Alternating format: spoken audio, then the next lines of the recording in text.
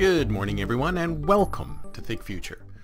My name's Chris Kalaboukis, and once again, we're coming at you live from deep in the heart of Silicon Valley, California. We're talking innovation, startups, the future. Not necessarily those, and not necessarily in that order.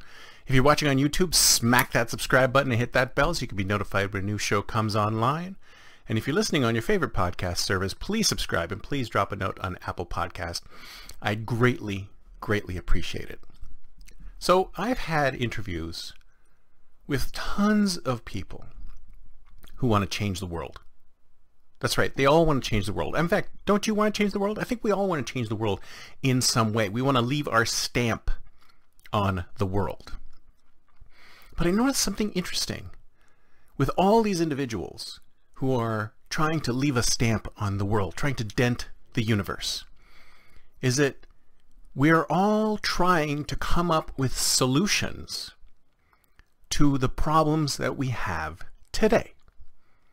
And we're looking at it from the lens of the problem that we have today. What we're trying to do is get away from certain practices that we are undertaking in certain areas and trying to go to other practices, other areas. I'll give you an example. Food, right? We currently have a huge infrastructure that provides food, grows food, ships food, distributes food, sells food, etc. Our food infrastructure is immense. And we're trying to make that food infrastructure more sustainable.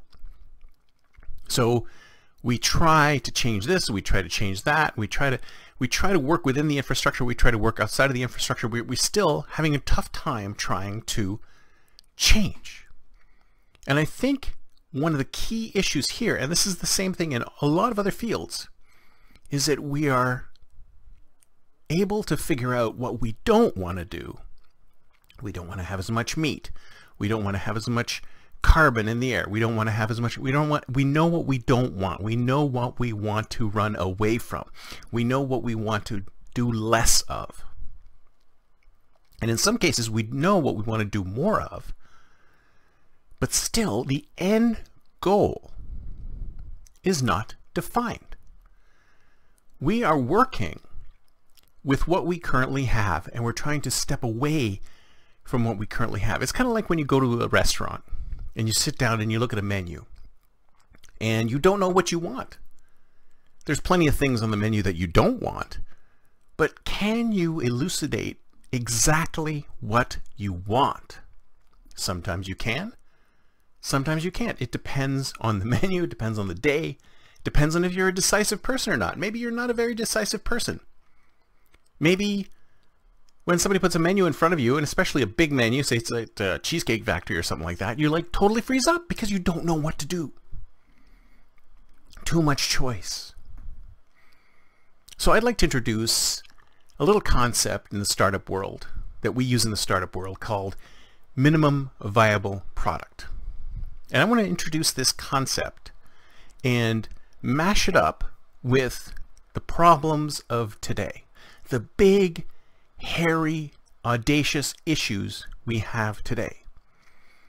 And think a little bit about how we might be able to use the concept of the MVP and apply it to some of the issues that we have today. So this is going to be a 4-part series. There's going to be 4 different areas that I walk into, but there's going to be, there's actually a lot more. I could really go on with this a long way, but I want to focus on these specific 4 areas so you can get an understanding of what exactly I'm talking about. And maybe you can take the same concept and apply it to other areas. Maybe you can apply it in your specific area and get a picture of what an MVP might be in your space. So let's start with education. So we have an educational system today, which most people say is broken, because the educational system today that we create is not creating individuals who are ready for the world.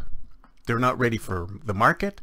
They're not ready for jobs. They're not ready for the world. The educational system that we have today worked great in industrial times. It might have worked great at the beginning of the information age, But now it's totally incorrect. More people learn outside of typical educational institutions than they do inside.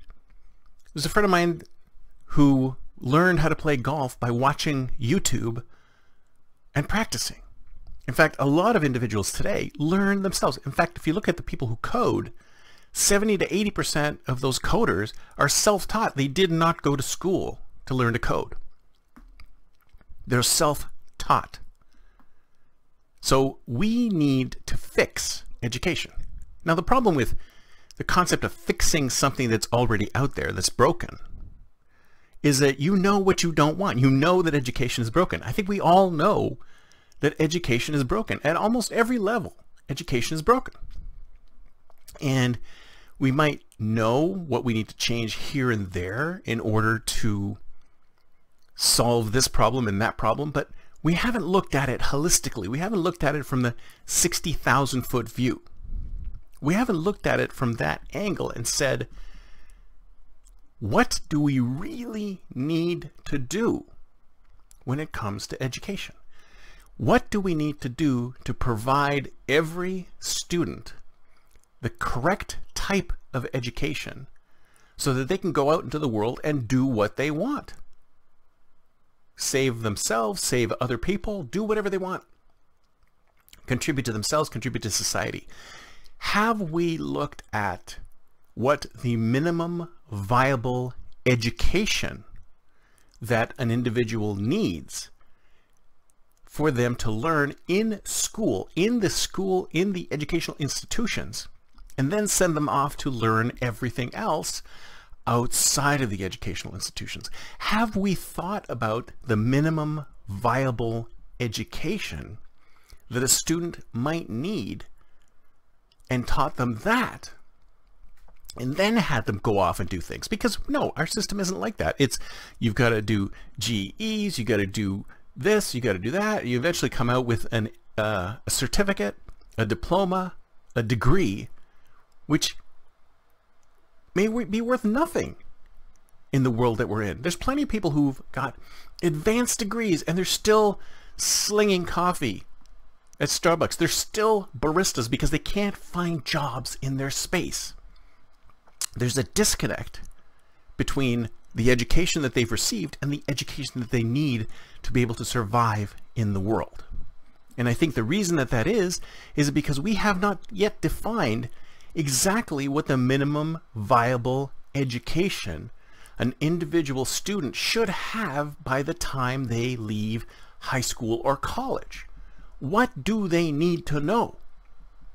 It changes all the time, but we could completely rework our educational system so to provide them a foundation for long lifetime learning.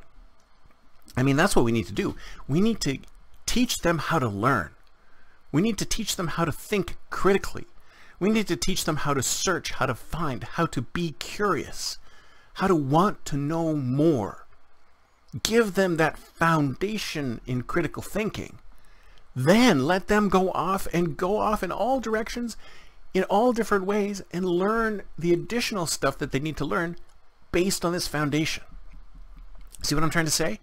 What is the minimum viable education that we need to give students so that they can go off and learn the rest themselves? I don't think we figured that out yet. I don't think we have that figured out yet. And that's why I wanted to do this series to talk about, let's start thinking. Instead of what do we need to change in the current system, imagine a green field. If we were to start from the beginning, from scratch, at the very beginning, what should we be teaching our kids? What goal, is our goal in a minimum viable education? What is the minimum we need to teach our kids so that they can learn on their own? They can be driven and curious and do the next things by themselves. Because that's where we're going today. Things change so quickly that what you learn one day is completely useless the next. So we need to build that foundation of a minimal viable education in these students' minds and hearts so that they know where to go. That's it for me for today. See you next time, and until then, don't forget to think future.